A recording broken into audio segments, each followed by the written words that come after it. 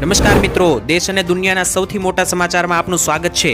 તો આજના તાજા સમાચાર મેળવવા માટે વિડીયોને અંત સુધી જોતા રહો અને આવા જ દરરોજના સમાચાર સૌથી પહેલા મેળવવા માટે આ ચેનલને સબસ્ક્રાઇબ કરવાનું ના ભૂલતા। તો મિત્રો આજના પ્રથમ સમાચાર વિશે વાત કરીએ તો હવે ખાસ તૈયાર થઈ જજો। અંબાલાલ પટેલે આગાહીમાં કર્યો મોટો ફેરફાર। ત્યારે મિત્રો આજના પ્રથમ સમાચારની અંદર આપણે એ જ વાત કરવાની છે। ખાસ તો ગુજરાત રાજ્યની અંદર હવે આગામી સમય માટે તૈયાર થઈ જજો। અંબાલાલ પટેલે સૌથી ખતરનાક આગાહી વ્યક્ત કરી દીધી છે। તેની વચ્ચે ગુજરાતમાં મિત્રો આ વર્ષની હવે ક્યારેય ના પડી એવી ઠંડી જે છે મિત્રો હવે આવતીકાલથી પડવાની શરૂઆત થશે। આ વખતે મિત્રો શિયાળો નબળો રહ્યો છે। આપણે જાણીએ છીએ કે શિયાળાને 3 મહિના પૂરા થવા આવ્યા છે, છતાં પણ ઠંડી હજુ એવી પડી નથી। પરંતુ હવે જે આવનારો આ 1.5 મહિનો છે એ મિત્રો આ વર્ષનો સૌથી આકરો શિયાળો જોવા મળશે। અંબાલાલ પટેલે મિત્રો ખાસ કહું ઠંડીને લઈને આગાહી કરી છે। બીજા નંબરે વરસાદને લઈને પણ એક મોટું પૂર્વાનુમાન વ્યક્ત કર્યું છે। ગુજરાતમાં જે છેલ્લા 48 કલાક એટલે કે 2 દિવસથી જે ભારે વરસાદ પડ્યો હતો અને અમુક ભાગોમાં નુકસાની પણ ગઈ હતી, તો હવે મિત્રો ગુજરાત ઉપર કોઈ મોટા વરસાદના આસાર નથી, કારણ કે જે વેસ્ટર્ન ડિસ્ટર્બન્સ આવ્યું હતું એ આગળ જતું રહ્યું છે, જેથી ખેડૂત ભાઈઓ હવે મૂંઝાવાની કોઈ જરૂર નથી।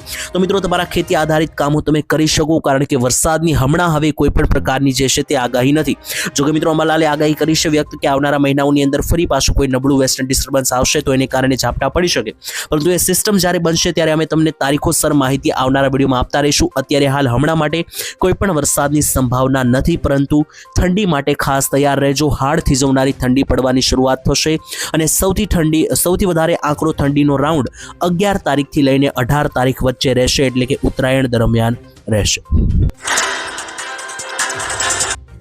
તો ત્યાર પછીના મહત્વના સમાચાર વિશે વાત કરીએ તો મુખ્યમંત્રી ભૂપેન્દ્ર પટેલે કરી આજે મોટી જાહેરાત। ત્યારે જો મિત્રો સરકારી અફસરો કામ પૂરા નહીં કરે તો પગાર જે છે તે હવે અટકાવવામાં આવશે તેવી જાહેરાત કરવામાં આવી છે। ગુજરાતના સરકારી કર્મચારીઓ જે છે તે હવે સાવધાન થઈ જાય, કારણ કે ગુજરાતના મુખ્યમંત્રી ભૂપેન્દ્ર પટેલે જે છે તે હવે લાલ આંખ કરીને કડકમાં કડક ચેતવણી આપી દીધી છે।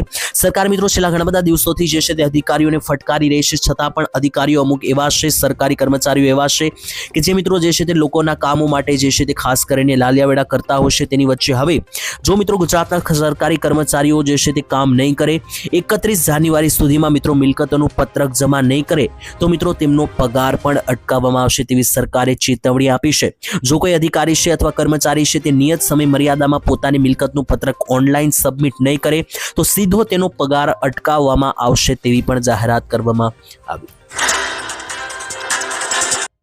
તો ત્યાર પછીના મહત્વના સમાચાર જાણીએ તો મિત્રો શું ફરી એકવાર નોટબંધી થશે ભારતની અંદર? તો મિત્રો સૌથી મોટા સમાચાર 2016માં નોટબંધી થઈ હતી, તેને આજે 10 વર્ષ પૂરા થયા। 500 રૂપિયાની અને જે 1000 રૂપિયાની નોટ મિત્રો મોદી સરકારે બંધ કરી હતી એને મિત્રો આજે 10 વર્ષ પૂરા થયા છે। ત્યારે દરેક લોકોના મનમાં એવો પ્રશ્ન છે કે શું ફરી એકવાર 10 વર્ષ પછી મોદી સરકાર પાછી 500 રૂપિયાની નોટ બંધ કરશે? કારણ કે સોશિયલ મીડિયા ઉપર અત્યારે મિત્રો જે છે તે એક માહિતી જે છે તે વાયરલ થઈ રહી છે। એમાં મિત્રો એ માહિતીમાં એવું લખેલું છે કે આરબીઆઈ જે છે તે હવે આવનારા માર્ચ મહિનાથી જે છે તે 500 રૂપિયાની નોટ બંધ કરશે, એટલે કે મિત્રો જે ત્રીજો મહિનો છે, હોળી ધૂળેટી વાળો જે મહિનો છે, મહિનાથી 500 રૂપિયાની નોટ બંધ થઈ જશે એવો મિત્રો જે છે તે મેસેજ વાયરલ થઈ રહ્યો હતો। ત્યાર પછી મિત્રો પીઆઈબીએ તેને ફેક્ટ ચેક કર્યું અને જણાવ્યું કે 500 રૂપિયાની નોટ બંધ કરવાના સમાચાર તદ્દન ખોટા છે। સરકારે આ કોઈ નિર્ણય લીધો નથી અને જે તારીખ આપવામાં આવી છે કે ત્રીજા મહિના સુધીમાં 500ની નોટ બંધ થઈ જશે એ પણ ખોટા સમાચાર છે। આરબીઆઈ દ્વારા કોઈ પણ પ્રકારની જાહેરાત સીધી કરવામાં નથી આવી। 500 રૂપિયાની નોટ સંપૂર્ણપણે કાયદેસર છે અને ભવિષ્યમાં પણ તેનો ઉપયોગ જે છે તે કોઈ પણ અડચણ વગર તમે કરી શકશો। જ્યારે મિત્રો કોઈ પણ પ્રકારની નોટબંધીનો નિર્ણય લેવાશે તો એ આરબીઆઈ દ્વારા જ લેવામાં આવશે અને આરબીઆઈ જ જાહેર કરશે, એના સિવાય બીજા કોઈ પણ સમાચારો ઉપર ભરોસો દેખાડવો નહીં। તો ત્યાર પછીના મહત્વના સમાચાર જાણીએ તો સરકારી કામોના સમય જે છે તે ફેરવવા માટે ગોપાલ ઇટાલિયાએ મોટી માંગ કરી છે। ત્યારે મિત્રો તમને જણાવી દીધું, આપણે જાણીએ છીએ કે અત્યારે કોઈ પણ પ્રકારના સરકારી કચેરીઓમાં કામ કરવા જઈએ છીએ અથવા મિત્રો બેંકોમાં પણ જ્યારે કામ કરવા જઈએ છીએ ત્યારે મિત્રો આપણે જાણીએ છીએ કે એનો જે ઓફિશિયલ ટાઈમ છે એ છે મિત્રો બપોરનો સમયગાળાનો, એટલે કે લગભગ સવારે 10 વાગે તમામ કચેરીઓ ખુલે છે, બેંકો ખુલે છે અને બપોરના 3-4 વાગે આસપાસ બંધ થઈ જશે। આની વચ્ચે જે માણસ કોઈ કામે જાય છે, નોકરી ધંધે જાય છે, ખેડૂત જે ખેતી કરે છે, એમને બપોરના સમયગાળા દરમિયાન કોઈ કામ કરવું હોય તો રજા પાડવી પડે છે। બાકી સાંજના સમયગાળે જ્યારે કામ કરીને ઘરે આવે ત્યારે મિત્રો તમામ કચેરીઓ બેંકો બંધ થઈ જશે। તો આના માટે ગોપાલ ઇટાલિયાએ મિત્રો પત્ર લખીને માહિતી પણ આપી હતી કે જો દિન રાત પોલીસ સ્ટેશનો ખુલ્લા રહેતા હોય તો મિત્રો સરકારી કચેરીઓ અને ખાસ મિત્રો તમામ જે સરકારી કામો છે એ રાત્રિના 9 વાગ્યા સુધી થવા જોઈએ, ચાલુ રાખવા જોઈએ, જેથી કરીને આમ આદમી એટલે કે જે કોઈ સામાન્ય માણસ છે નોકરી ધંધે જાય છે તો એને કોઈ સરકારી કામો કરવા માટે રજા ના પાડવી પડે। સાંજે નોકરીએથી આવીને પણ 9 વાગ્યા સુધી જો મિત્રો જે છે તે ટાઈમ હોય તો એ માણસ પોતાનું કોઈ પણ કામ જે છે તે પૂરું કરી શકે। આ માટે મિત્રો ગોપાલભાઈ ઇટાલિયાએ માંગ કરી કે તમામ સરકારી કચેરીઓ જે છે તે ખાસ સાંજના 9 વાગ્યા સુધી ખુલ્લી રાખવી જોઈએ। તો ત્યાર પછીના મહત્વના સમાચાર જાણીએ તો ગુજરાત સરકાર ચલાવે છે મોટી યોજના, જેમાં વીઘા દીઠ મિત્રો સરકાર દ્વારા સહાય ચૂકવવામાં આવશે અને હેક્ટર દીઠ પણ 20,000 રૂપિયા સુધીની સહાય જે છે તે સરકાર ચૂકવે છે। જેની અંદર જ્યારે મિત્રો કૃષિમંત્રી રાઘવજીભાઈ પટેલ હતા ત્યારે પણ તેમણે આના વિશે જાણકારી આપી હતી અને માહિતી આપી હતી। ગુજરાતના દરેક નાગરિકો છે તેમને રાસાયણિક ખાતર ખરીદવા માટે, જંતુનાશક દવાઓના ખરીદવા માટે મિત્રો જે છે તે ખેતી કરતા હોય છે। તો મિત્રો જે રાસાયણિક ખાતર, જંતુનાશક દવાઓ વાપરવામાં આવે છે તો આ વાપર્યા વગરની જે ખેતી છે, એટલે કે જે પ્રાકૃતિક ખેતી છે, જે મિત્રો શાકભાજીની ખેતી છે, પ્રાકૃતિક પદ્ધતિની ખેતી છે, જો ખેડૂતો આ પ્રકારની ખેતી કરશે તો એનાથી કેમિકલ વગરના પાકો તૈયાર થશે। એટલા માટે પ્રાકૃતિક ખેતી કરનારા ખેડૂતોને સરકાર હેક્ટર દીઠ 20,000 રૂપિયાની સહાય આપી રહી છે। જો તમારે પણ આ સહાય મેળવી તો તમે પણ પ્રાકૃતિક ખેતી કરવાની શરૂઆત કરી શકો અને સરકારે મિત્રો આ યોજના માટે 1,00,000 લાખની રકમ પણ મિત્રો ફાળવી છે। ત્યાર પછીના મહત્વના સમાચાર જાણીએ તો ગુજરાતમાં શું 300 યુનિટ મફત વીજળી મળશે બીજા રાજ્યોની જેમ કે નહીં, તેને લઈને મિત્રો સૌથી મોટા સમાચાર। ગુજરાતના વિધાનસભાની અંદર જ્યારે ગયા વર્ષનું બજેટ જાહેર કરવામાં આવ્યું હતું ત્યારે આમ આદમી પાર્ટીના ધારાસભ્યો તરફથી સવાલો પૂછવામાં આવ્યા હતા કે શું ગુજરાતમાં પણ મફત વીજળી સરકાર આપશે, કારણ કે ઘણા બધા એવા રાજ્યો છે જ્યાં મિત્રો સરકાર અન્ય રાજ્યની પાર્ટીઓ જે છે તે મફતમાં વીજળી આપતી હોય છે। તો આનો જવાબ મિત્રો ત્યારે ભાજપના કનુ દેસાઈ કે મિત્રો જે ઉર્જા મંત્રી હતા તેમણે આપ્યો હતો। તેમણે મિત્રો જણાવ્યું હતું કે ગુજરાતમાં સરકાર 200 કે 300 યુનિટ મફત વીજળી આપવાનો કોઈ પણ પ્રકારની હમણાં યોજના નથી। તો ગુજરાતવાસીઓ, જો તમને એવી લાલચ હોય કે સરકાર મફત વીજળી આપશે ભાજપ સરકાર, તો એ મનમાંથી કાઢી નાખજો, કારણ કે સામેથી મિત્રો મંત્રીએ જવાબ આપ્યો હતો કે હમણાં મફત વીજળી આપવાનો કોઈ પણ પ્રકારનો સરકારની યોજના નથી કે ગણતરી નથી। વળી પાછું બજેટ મિત્રો મહિના પછી હવે આવવાનું છે, એમાં મિત્રો ફરીવાર આ માંગ થાય છે કે નહીં મફત વીજળીને લઈને તે ખાસ જોવાનું રહેશે। ત્યાર પછીના મહત્વના સમાચાર જાણીએ તો ખેડૂતોને આ વખતે સારા પાકના ભાવો મળતા આ વખતે ખેડૂતોમાં ખુશીનો માહોલ જોવા મળ્યો। શું મિત્રો ભાવો મળ્યા છે તેના વિશે પણ વાત કરીએ, કારણ કે આ વખતે જે છે તે ગુજરાતના ખેડૂતોને સારા ભાવ મળી રહ્યા છે તમામ પાકોની અંદર। સૌથી પહેલા કપાસની વાત કરીએ તો કપાસનો ઓછામાં ઓછો ભાવ 1,300 રૂપિયાથી શરૂ થઈને વધુમાં વધુ ભાવ 1,570 રૂપિયા બોલાયો। ઘઉંના વિશે વાત કરીએ તો ઘઉંના લોકવન ઘઉંનો ભાવ 505 થી 530 રૂપિયા બોલાયો। બાજરીના ભાવ વિશે વાત કરીએ તો બાજરી 300 થી 400 રૂપિયા, તુવેર 930 થી 1,600 રૂપિયા, પીળા ચણા જે છે તે મિત્રો 950 થી 1,190 રૂપિયા બોલાયા। મગની વાત કરીએ તો મગ 1,050 થી 2,072 રૂપિયાની વચ્ચે ભાવ બોલાયો।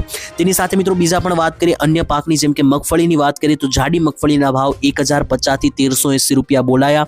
ઝીણી મગફળીના ભાવ 1,100 થી 1,425 રૂપિયાની વચ્ચે બોલાયા। તેની સાથે મિત્રો લસણની વાત કરીએ તો લસણના ભાવ પણ 1,230 થી 1,825 રૂપિયા રહ્યા। ધાણાના ભાવ વિશે વાત કરીએ તો ધાણાના ભાવ માર્કેટ યાર્ડની અંદર 1,511 થી લઈને 1,960 રૂપિયાની વચ્ચે રહ્યા। તેની સાથે મિત્રો તલની વાત કરીએ તો તલના ભાવ 1,715 રૂપિયાથી લઈને 2,260 રૂપિયા આજે માર્કેટ યાર્ડની અંદર બોલાયા। તો ત્યાર પછીના મહત્વના સમાચાર રાશન કાર્ડ ધારકો માટે સૌથી મોટા સમાચાર આવી રહ્યા છે। હવે રાશન કાર્ડ ધારકોને જે છે તે મોટો ફાયદો થશે। અત્યાર સુધી જે છે તે મિત્રો રાશન કાર્ડ ધારકો જ્યારે દુકાને રાશન લેવા જાય છે દર મહિનાની શરૂઆતમાં, ત્યારે મિત્રો દુકાન ઉપર અનાજનો જથ્થો ખૂટી જતો હતો અથવા અપૂરતો જ આવતો હતો। આને લઈને દુકાનદારો પણ ફરિયાદ સરકારને કરતા હતા। તો આ મહિનેથી મિત્રો સરકારે એ ભૂલ સુધારી છે અને હવે મિત્રો સરકાર જે છે તે દર મહિને રાશનનો જથ્થો યોગ્ય પ્રમાણમાં આપશે અને એની શરૂઆત આ નવા વર્ષના જાન્યુઆરી મહિનાની શરૂઆતમાં થઈ ગઈ છે। આ મહિનાની શરૂઆતમાં જ સરકારે જે છે તે દુકાનદારોને મોટા જથ્થામાં જે છે તે સામાન આપ્યો છે પુરવઠા વિભાગ દ્વારા। હવે મિત્રો ખુશખબરી ભર્યા સમાચાર, તમામ રાશન કાર્ડ ધારકોને જે છે તે યોગ્ય પુરવઠો મળશે। અને પહેલા મિત્રો જે છેતરપિંડી ચાલતી હતી, રાશન કાર્ડ ધારકોને ઓછી જથ્થામાં ઓછું વજન કરીને આપવામાં આવતું હતું અને ખાસ દુકાનદારો જે છે તે વજન કાપી લેતા હતા, એ પણ હવે નહીં ચાલે। સરકાર પેકેટની અંદર જે છે તે મિત્રો માપ કરશે અને વ્યક્તિની સામે જે છે તે વજન કરીને પણ જે છે તે મિત્રો ચેક કરીને જ આપશે કે જેનાથી રાશન કાર્ડ ધારકો સાથે કોઈ પણ પ્રકારની છેતરપિંડી ના થાય।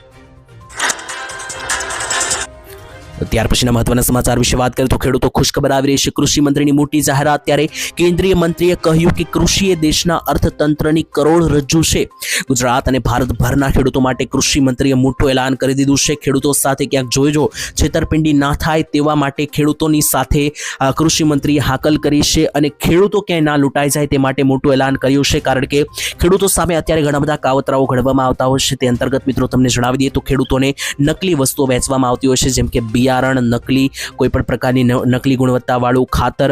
તો આ પરિસ્થિતિમાં મિત્રો હવે કૃષિ મંત્રીએ જણાવ્યું કે ખેડૂતો જે છે તે આપણા દેશની કરોડરજ્જુ છે, જેથી ખેડૂતોની આવક વધવી જોઈએ અને એના માટે જે પણ લોકો ખેડૂતોને નકલી ખાતર વહેંચે છે, ઓછી ગુણવત્તાવાળું ખાતર વહેંચે છે અને પૈસા પૂરા લઈ લેશે, તો આવા લોકો સામે કડકમાં કડક કાર્યવાહી કરવામાં આવશે અને ખેડૂતો સાથે થતી છેતરપિંડીઓને રોક લગાવવામાં આવશે, જેથી ગુજરાત અને ભારત વર્ષના ખેડૂતોની આવક વધી શકે. ત્યાર પછીના મહત્વના સમાચાર વિશે વાત કરીએ તો મહિલાઓને મળશે 7,000 રૂપિયાની સહાય કરવામાં આવી. સૌથી મોટી જાહેરાત ત્યારે પ્રધાનમંત્રી નરેન્દ્ર મોદીએ મિત્રો 9 ડિસેમ્બર 2024ના રોજ મહિલા સશક્તિકરણ માટે LICની વીમા સખી યોજના શરૂ કરી છે.